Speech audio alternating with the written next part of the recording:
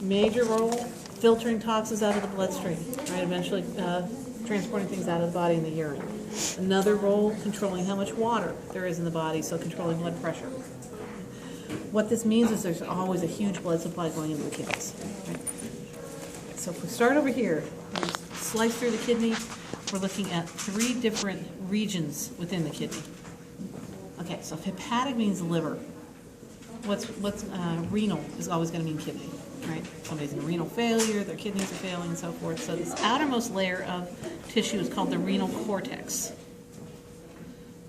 The next layer in is the renal medulla, sometimes called the medullary pyramids because they're more or less pyramid shaped. And then the renal pelvis here in the center. Okay. This artery bringing blood into the kidney is going to be called what? Renal artery? Renal artery. How about the vein taking blood away from the kidney? Renal vein, okay. It sounds obvious enough, but a lot of people don't catch it, and I'm like, I don't remember what that's called. The nephrons are out here. That's where the blood filtration takes place. The urine that's produced in the nephrons is going to drain into the renal pelvis and eventually into the ureter, which transports urine to the bladder.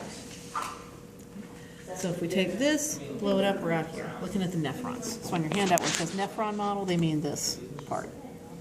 You're good. Okay. Millions of nephrons in a healthy kidney. And they all start the same way, with the glomerular capsule or Bowman's capsule. If you know that term, by all means, use it. Okay. Capsule's connective tissue layer. Here's the enlarged version of that. They cut away half of it so you can see the inside of the capsule are the glomerular capillaries.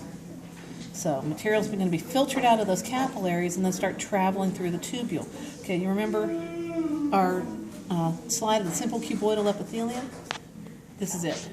You saw the rings of cells. You were looking at a slice through one of those tubules. Okay. So filtrate travels through the tubule.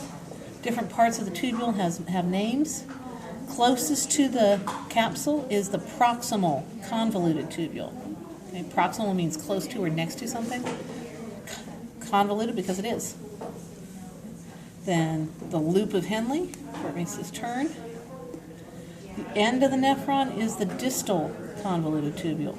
Distal as in distant from the capsule. The distal convoluted tubule empties into the collecting duct.